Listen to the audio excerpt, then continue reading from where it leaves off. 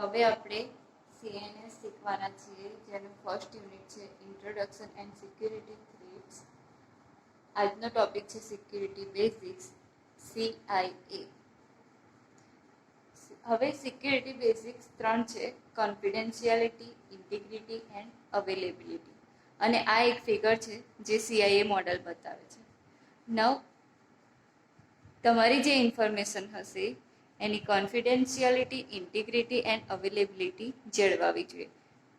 નવ in short, confidentiality એટલે information kept private and secure. That means કે તમારી ઇન્ફોર્મેશન પ્રાઇવેટ અને સિક્યોર હોવી જોઈએ. ઇન્ટિગ્રિટી મીન્સ તમારા ડેટા જે હશે મોડિફાઈ ના થવા જોઈએ, ડિલીટ ના થવા, ચેન્જ ના થવા જોઈએ. એન્ડ અવેલેબિલિટી મીન્સ ઇન્ફોર્મેશનને જ્યારે જરૂર પડે એક્સેસ કરવાની ત્યારે ઓથોરાઇઝ પર્સન જોડે અવેલેબલ હોવા જોઈએ. આ થયું confidentiality, integrity and availability, CIA model. હવે ફર્સ્ટ છે confidentiality. Confidentiality is a set of rules that limits access to information. કોન્ફિડેન્શિયાલિટીની અંદર એક રૂલ્સનો સેટ હશે જે ઇન્ફોર્મેશનની એક્સેસને લિમિટ કરશે અથવા તો રિસ્ટ્રિક્ટ કરશે. ધેટ મીન્સ કે કોઈ રોંગ પર્સન એનો મિસયુઝ ના કરી શકે. It prevents sensitive information from wrong people and makes sure that right people can get it. That means કે સેન્સિટિવ ઇન્ફોર્મેશનને પ્રિવેન્ટ કરે છે, બચાવે છે from wrong people.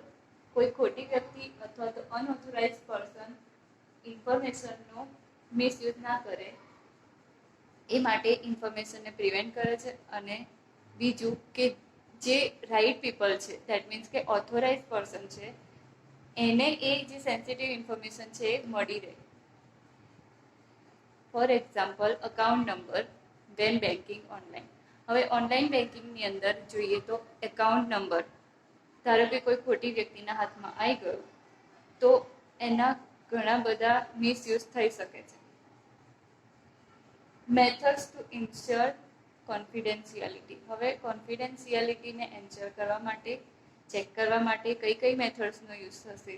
Data encryption, user ID and password, two factor authentication and biometric verification. આ બધા options છે two ensure data confidentiality.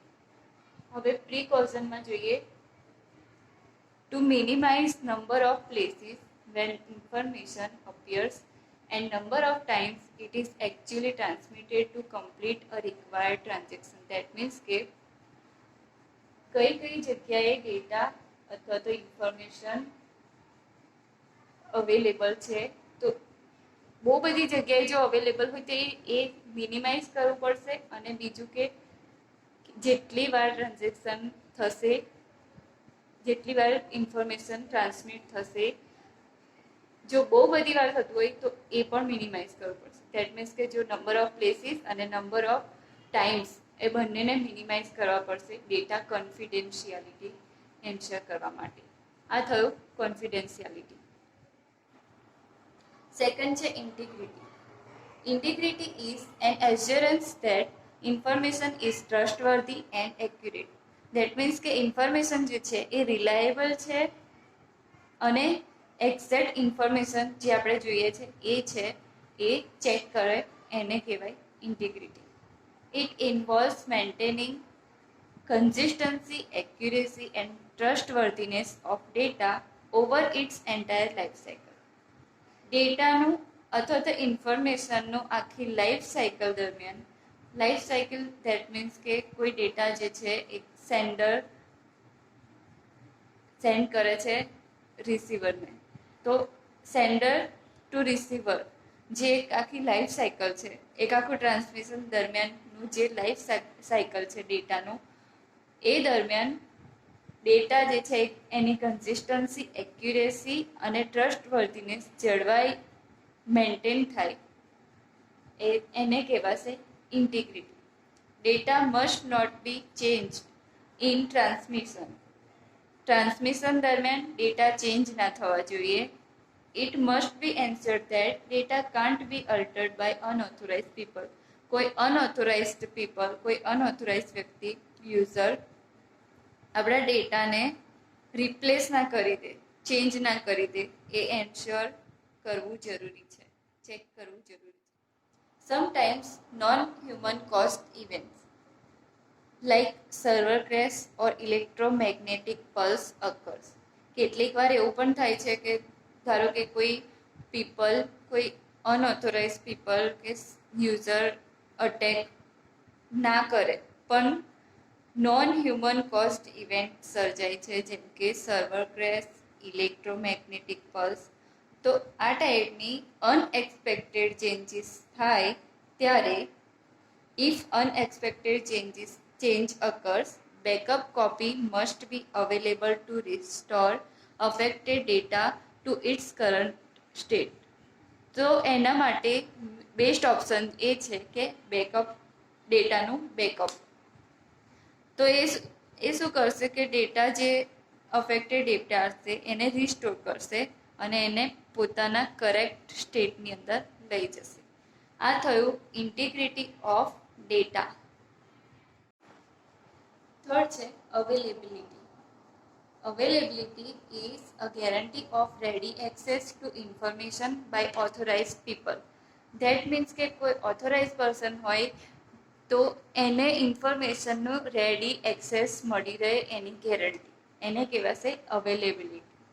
Availability of information refers to ensuring that authorized parties are able to access the information when needed.